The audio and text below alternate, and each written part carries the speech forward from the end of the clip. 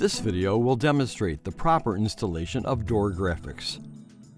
The tools needed for this installation include 70% isopropyl alcohol and towels to thoroughly clean the surface, a rip tool and hand level to properly position the graphic, a knife and squeegee for installation, a heat gun to heat treat the graphic and ensure a proper seal.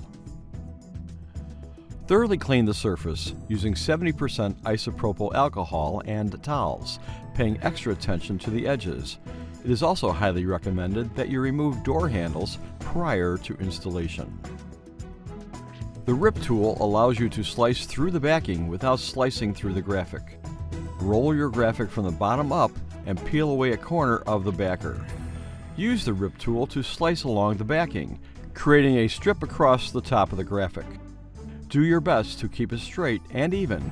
It will make your installation easier.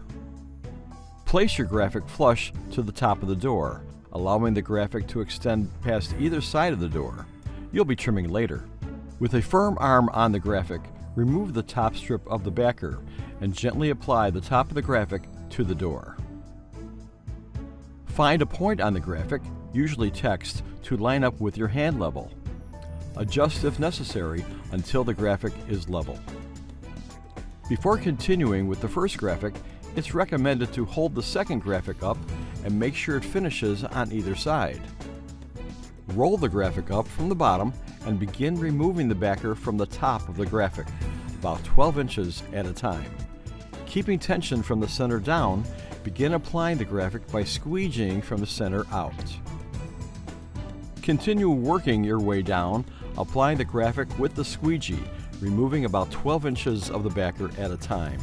When you get to the bottom, change your squeegee strokes from left to right to top to bottom, holding slight tension at the bottom corners to prevent locking in any air bubbles.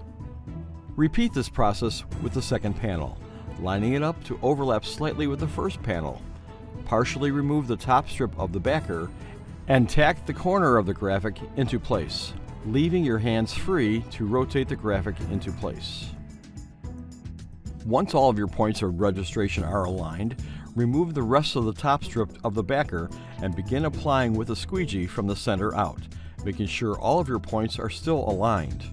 It can be helpful to hand place points of registration before you begin. Once both panels have been applied, it's time to trim the edges. Use forceful presses with the squeegee to ensure the graphic is completely finished to the edge you are about to trim.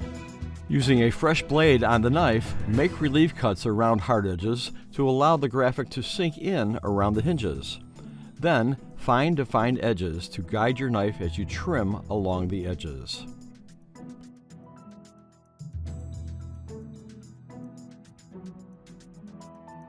When you reach the point where graphics overlap, lift the edge of the top graphic and trim the graphic underneath first, followed by the other.